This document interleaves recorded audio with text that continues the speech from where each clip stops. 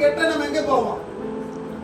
நம்மை பகைக்கிறவங்க போவோம், மதிக்காதவங்க போவோம், அன்பு காட்டாதவங்க போவோம்? இல்ல. எங்க எனக்கு ஆதரவு வருது, எங்க எனக்கு ஒத்தாசை வருது, எங்க எனக்கு உதவி வருது, அங்கதான் நான் என்ன பண்ணுவேன்? அதே போல தேவனுடைய நாமம் பலத்த துருகம். அல்லேலூயா. தேவனுடைய நாமம் பலத்த துருகம். அது ஆங்கிலத்துல ஸ்ட்ராங் ஹோல்ட் அப்படின்னு சொல்றாங்க. உறுதியான ஒரு பட்டணம் அல்லது உறுதியான ஒரு பெரிய ஒரு கட்டிடம். பீச் வாரத்துல எல்லாம் லைட் ஹவுஸ் இருக்கும். கப்பல்ல போகிறவங்களுக்கு கரை எதுன்னு தெரியாது. அதை வழிகாட்டுவதற்காக என்ன பண்ணுவாங்கன்னா, ஒரு உயரமான ஒரு கோபுரத்தை கட்டிட்டு அதன் உச்சியில ஒரு லைட்டை வைப்பாங்க. அந்த லைட் எரிஞ்சுக்கிட்டே இருக்கும்.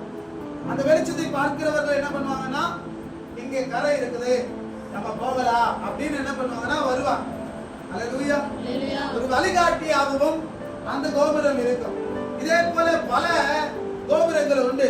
ஆனா இங்க ஆண்டவருடைய நாமமே ஒரு கோபுரம். அது எப்படிப்பட்ட கோபுரமா? வாசிங்க. பலத்த துருகம். கர்த்தருடைய நாமம் பலத்த துருகம். பலத்த துருகம். துருகம். அல்லேலூயா. அல்லேலூயா. உறுதியான ஒரு கட்டிடம். அல்லேலூயா. கர்த்தருடைய நாமம் பலத்த துருகம். அவர் அந்த அளவுக்கு அசைக்க முடியாதவர். தாவீது இந்த துருகத்தை கேட்க ஒரு கேள்வி கேட்டான். வாசிக்கலாம். 60வது சங்கீதம். அரணான பட்டணத்திற்குள் என்னை நடத்தி கொண்டு போகிறவர் யார்? அரணான பட்டணத்திற்குள் என்னை நடத்தி கொண்டு போகிறவர் யார்? ஏதோ மட்டும் எனக்கு வழிகாட்டுகிறவர் யார்? ஏதோ மட்டும் என்னை வழிகாட்டுகிறவர் யார்? ஏதோ என்றால் யாக்கோபுடைய அண்ணன். யாக்கோபை கொல்ல வேண்டும் என்று இருந்தவன். அப்போ என்னுடைய பகைஞரை நான் வீழ்த்த வேண்டுமானால், அதாவது உண்மையாகவே நம்ம யாரெல்லாம் பகைக்கிறாங்கன்னு தெரியுமா? நம்ம இருக்கிறோம். நம்மளை பத்தி அநேகர் வேற விதமா பேசிட்டு இருக்காங்க. ஹலோ, நல்ல விஷயமா யாரும் பேசுறது கிடையாது. ஆனா தகாத விதமா அவங்க நிறைய பேர் பேசிட்டு இருக்காங்க. ஆனா நேரா பார்க்கும்போது வேற மாதிரி பேசுவாங்க. ஆனா பின்னாடி வேற மாதிரி இருக்கும். ஆனா உண்மையாகவே நம்மை குறித்து நல்லதை பேசுகிறவர்கள் யார், நம்மை குறித்து தீங்கை பேசுகிறவர் யார் என்று தெரியாது.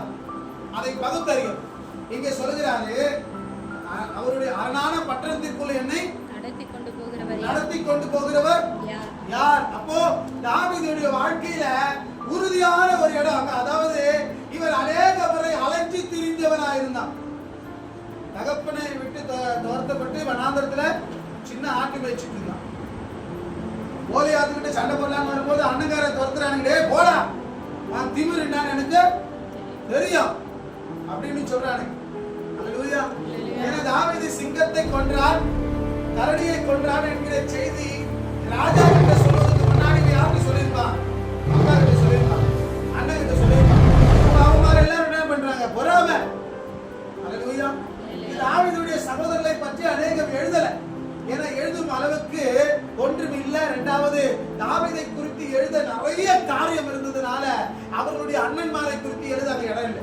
அங்க சொல்லுகிறார் தாவீது, ஏன் சொல்லுகிறேன்னா, அவன் அலைஞ்சு திரிஞ்சான். தனக்கு உண்மையான நேசம் வைக்கிறவர் யாரும் இல்லை. ஒரு இடத்துல போய் தங்கி இருப்பான். அவன் கூட இருக்கிற நண்பன் என்ன பண்ணுவான்னா, சவுலுக்கு போன் பண்ணி, இந்த காலம் வந்து போன் பண்ணி சொல்ற மாதிரி அவர் செய்தி அனுப்புறாங்க. சவுலே, உன்னுடைய பகுதியில் எங்க இருக்கா?